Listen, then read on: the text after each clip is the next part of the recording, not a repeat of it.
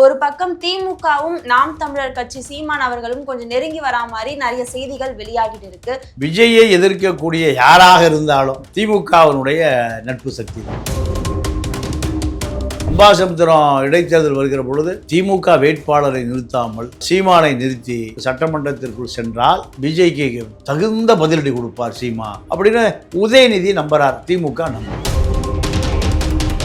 சீமான் 50 கோடி ரூபாய் விலை பேசப்பட்டு தமிழச்சி தங்கப்பாண்டியனுடைய கணவர் பழைய SP சந்திரசேகர் தான் 50 கோடி ரூபாயை கொடுத்து திமுக பக்கம் இழுத்து வந்தவர்.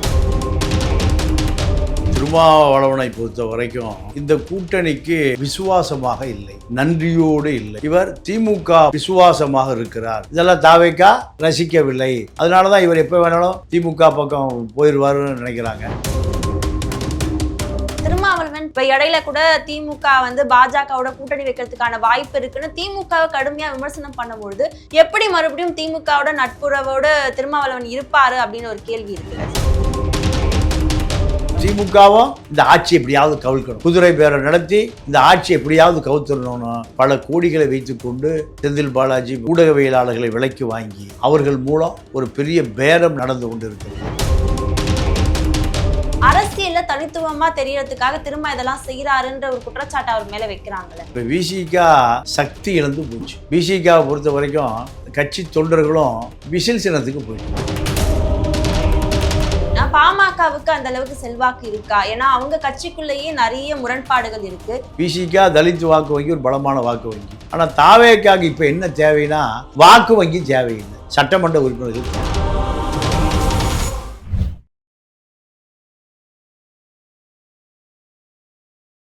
C7 வாய்ஸ் நேயர்களுக்கு வணக்கம். இன்றைய நேர்காணலில் நம்மோடு இணைந்திருக்கிறார் அரசியல் விமர்சகர் தமிழா பாண்டியன் அவர்கள்.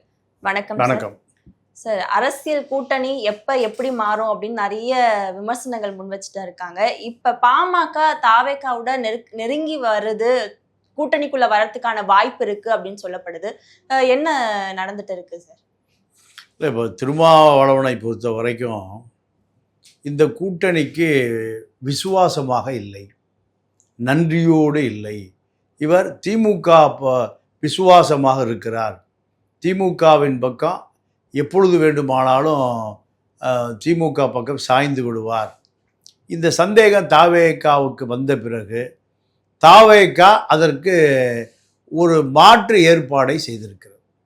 அதே போல் சிபிஐயை பொறுத்த வரைக்கும் வர இருக்கிற உள்ளாட்சி தேர்தலில் நாங்கள் தனித்து போட்டியிட போகிறோம். இந்த செய்தியும் அவர்கள் சொல்லுகிறார்கள். இது திமுகவுக்கு சாதகமாக, 2 பேருமே திமுகவுக்கு சாதகமாக விசிகா சிபிஐ. காரணம் 2 கட்சிகளுக்குள்ளேயும் திமுகவுடைய ஆதரவாளர்கள் தான் அதிகமாக இருக்காங்க. ஒன்று ரவிக்குமார் திமுக ஆதரவாளர், சிந்தனை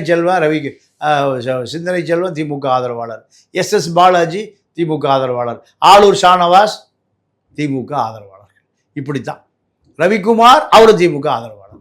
இப்போ வன்னியரசு மட்டும் விசிகா வன்னியரசு இப்போ தாவேக்காவில் அமைச்சராக இருக்கிற காரணத்தினால அவர் மட்டும் இப்போ தாவேக்கா ஆதரவாளராக இருக்கிறார். இந்த கருத்து வேறுபாடு இது கூடிக்கொண்டே போகிறது. உதாரணத்துக்கு இப்போ தமிழ் தேசிய மாநாடு நடத்துகிறாரு. தமிழ் தேசிய மாநாட்டுக்கு முதலமைச்சர் விஜய் அழைத்த பொழுது வர மறுத்து விட்டார். எந்த கூட்டணி கட்சி மாநாடு நடத்தினாலும் கலந்து கொள்ளக்கூடியவர் தமிழ் தேசிய மாநாடு விசிகா நடத்துகிற காரணத்தினால் கலந்து கொள்ள முடியாதுன்னு மறுத்துட்டார். இது ஒரு பெரிய வருத்தம். இரண்டாவது, 2 வாரியம் கொடுப்பதாக வாக்குறுதி கொடுத்தார்கள். ஒரு வாரியம் சிந்தனை செல்வனுக்கு ஒன்று, SS பாலாஜிக்கு ஒன்று. இன்று வரை வாரியமே கொடுக்கல. காரணம், இவர்கள் எப்போது வேண்டுமானாலும் கிளம்பி விடுவார்கள். இந்த நம்பிக்கையில் இருக்கிற காரணத்தினால வாரியம் கொடுக்கப்படவில்லை. வாரியம் கொடுக்கப்படவில்லை என்று சொன்ன பிறகு நீங்கள் விசிகாக்குள்ளேயே குழப்பம் வருது. தாவேக்கா விசிகாவை மதிப்பதில்லை. வாக்குறுதி கொடுத்த 2 வாரிய தலைவர் பதவி கொடுக்கவில்லை. இந்த மனக்கசப்பு. அதே போல் சிபிஐயை பொறுத்த வரைக்கும் சிபிஐ கூட்டணி சேருவதும் விலகுவதும் டெல்லியில் இருக்கக்கூடிய மத்திய கமிட்டியினுடைய முடிவு. மாநில கமிட்டி எந்த முடிவும் செய்ய முடியாது. அப்போ சிபிஐ இப்போ முத்தரசன் இப்போ திமுக விசுவாசி, திருப்பூர் சுப்பராய எம்பி திமுக விசுவாசி, இவர்களெல்லாம் இந்த கூட்டணியிலிருந்து வெளியேறுவது தான் நல்லது. இந்த கூட்டணியில் தொடர்வது நமக்கு எதிர்காலத்தில் பல சங்கடங்களை சந்திக்க நேரிடும். அதனால் இந்த கூட்டணி விட்டு வெளியேறுவோம். கூட்டணி சேருகிற பொழுதே வெளியிலிருந்து ஆதரவு கொடுப்போம், கூட்டணியை விமர்சிப்போம், கூட்டணியை கண்டிப்போம். கூட்டணி தவறான கொள்கைகளை எடுத்துக்கொண்டு போகும்போது நம்ம அமைச்சராக இருந்தால் பழி நம்ம மீது வரும். அதனால் கூட்டணியோடு சேர வேண்டாம்.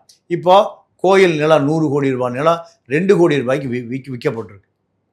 செய்தி சேனலில் திருப்பினா பழனி முருகன் சொந்தமான 1.25 ஏக்கர், பத்திரப்பதிவு ஒருத்தர், சப் ரிஜிஸ்டார் லீவு, ரிஜிஸ்டாருக்கு லீவ் போட சொல்லி இந்த 100 கோடி ரூபாய் எங்கே போனது? 100 கோடி ரூபாய் விஜய்க்கு போனதா, அல்லது அந்த அமைச்சர் ரமேஷுக்கு போனதா, இல்லை பத்திரப்பதிவு துறை செய்த அமைச்சர் லோகேஷுக்கு போனதா? இந்த 100 கோடி ரூபாய் எங்கே கைமாறியது? இது மக்கள்கிட்ட ஒரு பெரிய பேசு பொருளாக மாறியிருக்கு. விஜய் இன்னைக்கு வரைக்கும் இது வரைக்கும் எந்த நடவடிக்கையும் எடுக்கப்படவில்லை. அப்போது தாவேகாவுக்கு பெயர் அதல பாதாளத்தில் போய் கொண்டு இருக்கிறது. நேர்மையான உளவுத்துறை அதிகாரி அஸ்ரா கார்க் அவர், நான் மத்திய அரசு பணிக்கு போகிறேன், பல ஊழல் நடக்குது, நான் முதலமைச்சருக்கு அனுப்புகிற ரகசிய செய்திகளை வழியிலே மடக்கி ஜான் ஆரோக்கியசாமியும் ஜெகதீஷ் பழனிசாமியும் பார்த்துட்றாங்க. இப்படி உளவுத்துறை ஐஜி அஸ்ரா கார்க்கு எனக்கு இந்த பதவியே வேண்டாம், நான் நேர்மையாக அரசு நடத்துவதற்காக இந்த பதவி எடுத்தேன். இப்போது எல்லாம் ஊழல் மயமாக இருக்குது. யாரோ கட்டளை இடுகிறார்கள். முதலமைச்சர் அலுவலகத்தை தாண்டி பல அதிகார மையங்கள் உருவாயிருச்சு. விஷ்ணு ரெட்டி மணல், சேகர் ரெட்டிக்கு போல விஷ்ணு ரெட்டி வந்துட்டார் மணல் கடத்துறதுக்கு. மது மாஃபியா, இப்படி பல ஊழல் வருது. இந்த ஊழல்கள் எல்லாம் சகித்து கொண்டு இருக்க முடியாது என்பதால் வெளியேற முடிவு செய்து விட்டார்கள் சிபிஐ. ஆனா இது ஒரு பக்கம் இருக்க, திருமாவளவன் தொடர்ந்து திமுகவை கடுமையா விமர்சனம் பண்ணிட்டு தானே வராங்க. இப்ப இடையில கூட திமுக பாஜகவோட கூட்டணி வைக்கிறதுக்கான வாய்ப்பு இருக்குன்னு திமுகவை கடுமையா விமர்சனம் பண்ணும்பொழுது எப்படி மறுபடியும் திமுகவோட நட்புறவோட திருமாவளவன் இருப்பாரு அப்படின்னு ஒரு கேள்வி இருக்குல்ல சார்? இல்லை, இப்போ இவங்க தாவேக்காவுக்கு சந்தேகமே திமுகவை விட்டு கொடுக்காமல் பேசுவது தானே, திமுகவுக்காக வரிந்து கட்டுவது தான். திமுகவும் தாவேக்காவும் இந்தியா கூட்டணியில் தொடரணுங்கிறது இவருடைய கருத்து. தாவேக்கா தொடரணும்னா அது நியாயமான கருத்து. திமுகவும் தொடரணும்னா, திமுக தான் எந்த விதமான மக்கள் செல்வாக்கு இல்லாமல் மக்கள் செல்வாக்கை இழந்து நிற்கிற திமுக எதுக்காக மீண்டும் தாவேக்காவுக்கு இணையாக பேசப்படணும்? இதெல்லாம் தாவேக்கா ரசிக்கவில்லை. அதனால தான் இவர் எப்போ வேணாலும் திமுக பக்கம் போயிடுவாருன்னு நினைக்கிறாங்க. ஆனால் திமுகவும் இந்த ஆட்சி எப்படியாவது கவிழ்க்கணும், குதிரை பேரம் நடத்தி இந்த ஆட்சி எப்படியாவது கவுத்துடணும்னு பல கோடிகளை வைத்து கொண்டு செந்தில் பாலாஜி போன்ற முன்னாள் அமைச்சர்கள்லாம் ஊடகவியலாளர்களை விலைக்கு வாங்கி அவர்கள் மூலம் ஒரு பெரிய பேரம் நடந்து கொண்டு இருக்கிறது. இதெல்லாம் ஆட்சி கவிழ்ப்புக்கான ஒரு திட்டமே தவிர வேற ஒன்றும் இல்லை. ஆனா இந்த விஷயத்துல இதுக்கப்புறமா தான் பாமக தாவேக்காவோட நெருக்கம் காட்டுதுன்னு எடுத்துக்கலாமா? இல்லை, அதுதான் உண்மை. ஏன்னா 4 சட்டமன்ற உறுப்பினர்கள் வெளியேறினால் அடுத்து 4 பேர் வேணும். அதுக்கு தான் பாமக உள்ளே வருகிறது. சௌமியா அமைச்சராக போகிறார். இந்த அரசியல் நகர்வை நோக்கித்தான் தாவேக்கா நகருது. ஏன்னா தாவேக்காவை பொறுத்தவரை ஆட்சி கவிழாமல் காப்பாற்றுவதற்கு மிகப்பெரிய முயற்சி நடக்குது. அதிமுகவிலிருந்து விலக எம்எல்ஏக்கள் பதவியை ராஜினாமா செய்தாலும் வழக்கு பதிவு செய்யப்படுகிறது அதிமுகவில். ஏன்? வழக்கு இருந்தால் இடைத்தேர்தல் நடக்க. இது அதிமுகவினுடைய சூழ்ச்சி. ஒரு பக்கம் அதிமுக சூழ்ச்சி, ஒரு பக்கம் திமுக குதிரை பேரம், சிபிஐ உள்ளாட்சி தேர்தல் நாங்கள் வெளியே தனியாக நிற்போன்னு ஒரு மிரட்டல், விசிகா திமுகவையும் சேர்த்து இழுத்து கொண்டு தாவேக்காவுக்கு இந்தியா கூட்டணி வரை போகுது, டெல்லி வரைக்கும் போகுது. திமுகவுக்கு மாற்றுத்தான் தாவேக்கா. ஆனால் திமுக தாவேக்கா இரண்டு ஒன்று சேர்ப்பதனால் தாவேக்காவினுடைய செல்வாக்கு தான் இழக்குமே தவிர திமுகவுடைய செல்வாக்கு உயரும். இதை திரும்ப செய்கிறாருன்னு விஜயும் ஆதவர்ஜனா போன்றவர்கள்லாம் ஒரு பெரிய வருத்தத்தில் இருக்கிறார்கள். இன்னொரு பக்கம் திருமாவை தொடர்ந்து எல்லா பக்கத்துல இருந்து விமர்சனம் பண்றதுனால அரசியல்ல தனித்துவமா தெரியறதுக்காக திரும்ப இதெல்லாம் செய்யறாருன்ற ஒரு குற்றச்சாட்டு அவர் மேல வைக்கிறாங்களே. இல்லை, அதாவது இப்போ விசிகா சக்தி இழந்து போச்சு. விசிகாவை பொறுத்த வரைக்கும் எல்லா கட்சி தொண்டர்களும் விசில் சின்னத்துக்கு போயிட்டான். நிர்வாகி மட்டும் இப்போ திருமாவோட இருக்கான். கல்யாண வீட்டுக்கு போனாலே கூட்டம் இல்லை. அத்தனை பேரும் தாவேக்கா பொறுப்பாளர்களாக நிர்வாகிகளாக சாரியாக விசிகா பூரா தாவேக்காவை மாறிட்டான். பானை இருந்த இடத்துல இப்போ விசில் இருக்குது. பானைக்கு ஓட்டு போடுகிற காலம் போய் இப்போ அத்தனை பேர் விசிலுக்கு வந்துட்டான். இது விசிகாவினுடைய பெரிய வீழ்ச்சி தாவேக்காவில். சீமானுக்கு இதே கதை தான். தாவேக்கா வந்த பிறகு சீமானுடைய 7% இப்போ 3% போச்சு. 4% காணும். விசிகாவுக்கு இப்போ பாதிப்பு, நாம் தமிழருக்கு பாதிப்பு, திமுகவுக்கு பாதிப்பு, அதிமுகவுக்கு பாதிப்பு, பல கட்சிகளுக்கு பாதிப்பு. அப்போ இதையெல்லாம் மீட்டெடுப்பதற்கு திமுகவுக்கு